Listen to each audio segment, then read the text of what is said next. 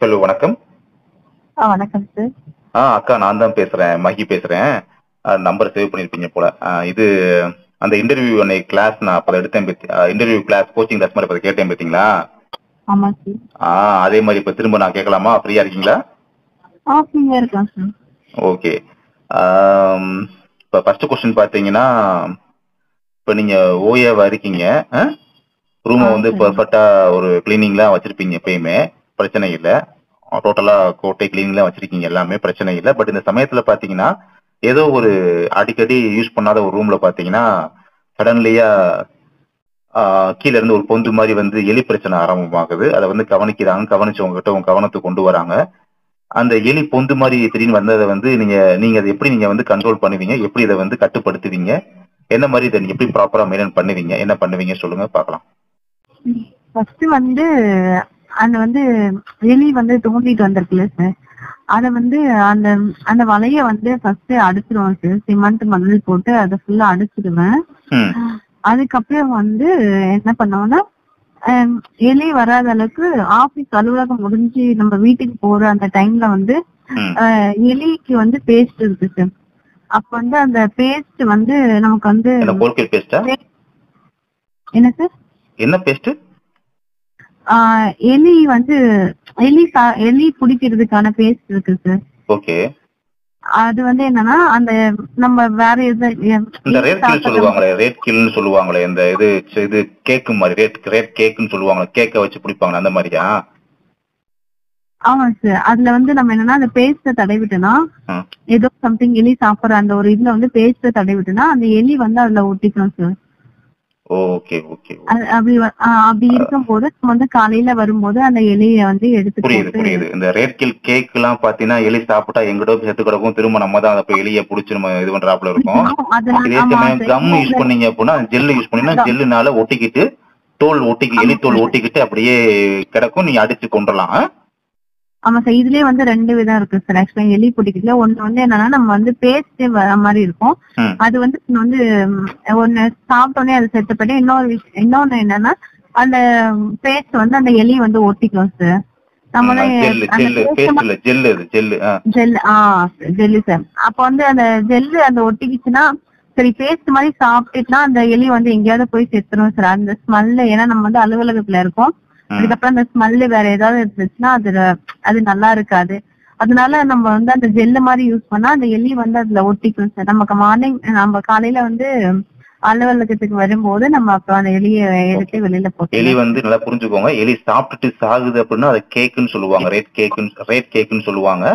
But இது பாத்தீங்கன்னா ஒரு எலியோட தோல்ல ஒட்டி, அந்த தோல்ல ஒட்டி எலி எந்திரிக்க முடியாம பண்றது பேர் ஜெல்லுன்னு சொல்லுவாங்க. ஓகேங்களா? இது வந்து இப்படி பட் கட்டுப்படுத்துறதுக்கு நீங்க ஏதோ அந்த வலைய அந்த பொந்தை வந்து அடைப்பேன்னு சொன்னீங்க. இது சிமெண்ட் மணல்லாம் போட்டு எதுக்கு கொத்தனார் கூப்பிடுவீங்களா, இல்ல என்ன மாதிரி, எப்படி நீங்க எப்படி அடைப்பீங்க? சிமெண்ட்டுக்கு எங்க போவீங்க, மணலுக்கு எங்க போவீங்க? இங்க இல்ல சார், அது வந்து கார்டனர் அவங்க அந்த மாதிரி இருப்பாங்க சார். அவங்கள்ட்ட சொல்லி மணல் அள்ளிக்கிடுவீங்க, சிமெண்ட் வாங்கிட்டு வர சொல்லி 1 கிலோ சிமெண்ட் வாங்கிட்டு வர சொல்லி நீங்க பூசிக்கிடுவீங்க அந்த மாதிரியா? ஆமா சார். அந்த மாதிரி வந்து இந்த அலுவலகம் முடிகிற அந்த டைம் வந்து அந்த மாதிரி வேலையை பார்க்கணும். Okay okay. இந்த விஷயத்த முடிச்சுட்டு நீங்க கண்டிப்பா யாருடைய கவனத்துக்கு கொண்டு போவீங்களா? அப்படி நடந்த விஷயத்துக்கு கவனத்துக்கு கொண்டு போவீங்களா? அதுவும் எதுக்கு சார், புரியல. இல்ல, இப்படி நீங்க நடந்த விஷயத்த நீங்க உங்க ஒர்க்க கம்ப்ளீட் பண்ணிட்டு இந்த மாதிரி எலி வலையை அடைச்சிட்டு எலிக்கான அந்த ஜெல் எல்லாம் வச்சுட்டு இந்த கவனத்தை வந்து எதுவும் மேலிடத்துக்கு எதுவும் கொண்டு போவீங்களா? இந்த மாதிரி பண்ண மாட்டோம் சார். ஏன்னா வந்து இது வந்து என்னன்னா, இது நம்மளோட வேலை தான் சார் இது. ஓகே. இது வந்து இல்ல, இது வந்து எப்பயுமே எலிலாம் வர அளவுக்கு ரொம்ப இதா இருக்காது, ரொம்ப ரேரா தான் நடக்கும். பட் இது வந்து ஒரு ரேரா நடக்கிற விஷயங்கள்னால பாத்தீங்கன்னா கவனத்துக்கு கொண்டு போறது நல்லதுதானே. நாளை பின்ன நடந்த விஷயத்த வந்து என்கிட்ட ஏன் சொல்லாம மறைச்சிங்க அப்படின்னு கேட்பாங்களா, அதுக்காக சொல்ல வரேன். ஆமா சார். அப்போ வந்து நம்ம சொல்லணும் தான் சார். ஓகே சரி. அடுத்த கொஸ்டின் பாத்தீங்கன்னா, இப்ப சண்டே லீவா இருக்கு, நீங்க ஒரு 4 o'clock போல வீட்டுல இருக்கீங்க, 4:30 போல வீட்டுல இருக்கீங்க. ஜட்ஜஸ் கால் பண்ணி என்ன சொல்றாங்கன்னா, இந்த மாதிரி உங்களுக்கு வாட்ஸ்அப்ல வந்து நான் வந்து ஒரு டாக்குமெண்ட் சென்ட் பண்ணிருக்கேன், எனக்கு இமிடியேட்டா வேகமா எனக்கு என்னோட அங்கே வீட்டுக்கு வந்துருங்க, இந்த மாதிரி எனக்கு ஒரு பிரிண்ட் அவுட் எடுத்துக்கிட்டு 4 ஜெராக்ஸ் போட்டு கொண்டு வாங்கன்னு சொல்றாங்க. இது எப்படி நீங்க ஹேண்டில் பண்ணுவீங்க? ஏன்னா சண்டே வந்து அங்க கோர்ட் இருக்காது, லீவு, அங்க ஜெராக்ஸ் மிஷின்லாம் இப்ப எல்லாம் லீவ்ல தானே இருக்கும், ரூம்ல இருக்காது. இது எங்க ஜெராக்ஸ் எடுப்பீங்க? இது எப்படி ஹேண்டில் பண்ணுவீங்க? இதுதான் நம்ம வந்து கொஞ்சம் சவுண்டா பேசுங்க, கேட்கல, கொஞ்சம் லவுடா பேசுங்க. கோர்ட்டு சம்பந்தமான இது ஒரு வேலை சார். அதனால வந்து எந்த ஒரு ஃபைலும் எந்த ஒரு டாக்குமெண்ட்டும் நம்ம வந்து வெளியில போக கூடாது. அதனால நம்ம வந்து ப்ரௌசிங் சென்டர் போகும்போது நம்மளோட வாட்ஸ்அப்போ நம்மளோட மெயில் ஐடியோ நம்ம வந்து அந்த சிஸ்டம்ல வந்து லாகின் பண்ணி நம்ம அது பிரிண்ட் அவுட் எடுத்ததுக்கு அப்புறம் நம்ம லாக் அவுட் பண்ணிட்டு வந்துடலாம் சார். ஓகே, லாகின் பண்ணி லாக் அவுட் பண்ணி ஓகே லாகின் பண்ணி லாக் அவுட் பண்றதுன்னா இப்போ உங்க வாட்ஸ்அப் அனுப்புறதுனால வாட்ஸ்அப் வெப் மூலமா அந்த இது பண்ணி கிரியேட் பண்ணிக்கிட்டு நீங்க அந்த இதை பிரிண்ட் அவுட் போட்டதுக்கு அப்புறம் நீங்க லாக் அவுட் பண்ணிட்டு வெளியே வந்துருங்க அந்த மாதிரி. பண்ணிட்டு வந்துடலாம் சார். ஆமா சார். அப்படி இல்லாட்டி உங்களுக்கு பென்ட்ரைவ்ல இருந்தா கூட பென்ட்ரைவ்ல இது கூட நீங்க பண்ணலாம். ஆமா சார். அப்படி இல்லைன்னா வந்து நம்மளோட அவங்க அனுப்புன அந்த ஃபைல வந்து நம்ம பென்ட்ரைவ்ல காப்பி பண்ணி பென்ட்ரைவ்ல எடுத்துட்டு போய் கொடுத்து நம்ம பிரிண்ட் அவுட் எடுத்துக்கலாம் சார். ஓகே, என்ன ரீசன் சொல்ல வரீங்கன்னா இந்த மாதிரி ஆபீஸ் டாக்குமெண்ட்ஸ் வந்து எதுவும் ஒரு ப்ரௌஸ் சென்டர் போய் பிரிண்ட் அவுட் எடுக்கும்போது எதுவும் மிஸ்பிஹேவ் ஆகி ஏதாவது வெளியில போயிடக்கூடாது. ஏன்னா டாக்குமெண்ட் வந்து ரொம்ப முக்கியமான இம்பார்ட்டன்டான டாக்குமெண்ட். அது அந்த ஒரு நலன் கருதி என்ன பண்றீங்கன்னா இந்த மாதிரி பென்ட்ரைவ் லாகின் பண்ணி நீங்களே லாக் அவுட் பண்ற மாதிரி பண்றீங்க. ஏன்னா மத்தவங்கள்ட்ட கொடுத்தோம்னா அவங்க ஏதாவது மிஸ்யூஸ் பண்ண மாட்டாங்க, பட் ஏதாவது ரேரா ஒரு சான்ஸ் இருக்கு பாத்தீங்களா, 1% சான்ஸ்ல நடந்துடலாம் அப்படின்ற ஒரு பயத்தினால அப்படி பண்றீங்க. கரெக்டா?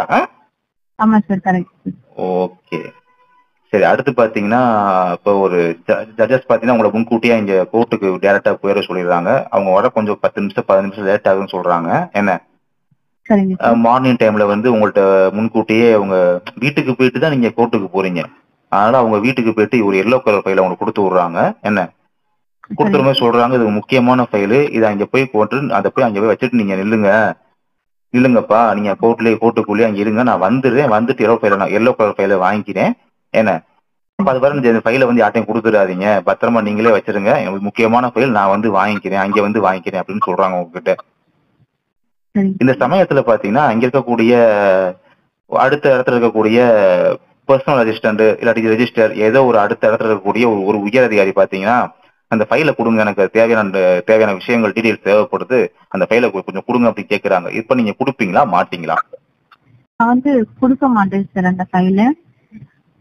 ஏன்னா வந்து அது வந்து ஜட்ஜ் ஐயா வந்து அது யாருக்கிட்டையும் கொடுக்க கூடாது அப்படின்னு சொல்லிதான் வந்து அதை கொடுத்து அனுப்புனாங்க.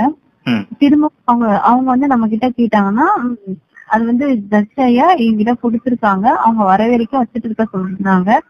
அவங்க ஜட்ஜ் ஐயா வந்ததுக்கு அப்புறம் நான் வந்து அவங்க கிட்ட கேட்டுட்டு வேணா நான் உங்ககிட்ட குடுக்குறேன் அப்படின்ற மாதிரி அவங்க கிட்ட நான் பதில் சொல்லி அனுப்பிடுவேன். அது வர பொறுக்க முடியாது, எங்களுக்கு தேவையான டீடைல்ஸ் அங்க கண்டிப்பா அங்க இருக்கு, எங்களுக்கு இமீடியட்டா வேணும், எங்களுக்கு அதை கொடுத்தா நாங்க ரிகவர் பண்ண முடியும், எமர்ஜென்சியா உங்களுக்கு ஃபைல் போய் தேவைப்படுது அப்படின்னு சொல்றாங்க. உடனே உங்களை வந்து ஃபோர்ஸ் பண்ணி கேட்கறாங்க ரொம்ப. அவ சமயத்துல நீங்க எப்படி ஹேண்டில் பண்ணுவீங்க? ஏன்னா அவங்க வந்து உயர் அதிகாரி, உங்க கூட பண்ற சக அலுவலர் கிடையாது, அவங்க இருக்கிறதுல இங்க உயர் அதிகாரி, ஜட்ஜஸ்க்கு அப்புறம் அடுத்து அவங்க தான் இருக்காங்க வச்சுக்கோங்க, அந்த பொசிஷன்ல இருக்காங்க வச்சுக்கோங்க. அப்படிங்கும் போது ஜட்ஜஸ் அந்த இடத்துல இல்ல அப்படின்னா அதுக்கு அடுத்த அதிகாரத்துல அவங்க தான் பேசுவாங்க வைப்பாங்க. அந்த இடத்துல அவங்க இருக்காங்க அப்படின்னா அது ஐயாவோ அம்மாவோ அங்க யாரும் இல்லைன்னா அடுத்த இடத்துல அவங்க இருக்காங்க, அவங்களை அவமதிக்கிற மாதிரி நீங்க வந்து தர முடியாதுன்னு நீங்க சொல்லுவீங்களா? இல்ல சார், அந்த மாதிரி சொல்ல மாட்டேன் சார். இது வந்து நான் வந்து ஐயா வந்து கொடுத்து அனுப்புனாங்க, நான் அவங்க கிட்ட வந்து நான் கேட்டுட்டு நான் உங்ககிட்ட குடுக்குறேன் சார் அப்படின்ற மாதிரி சொல்லுவேன் சார்.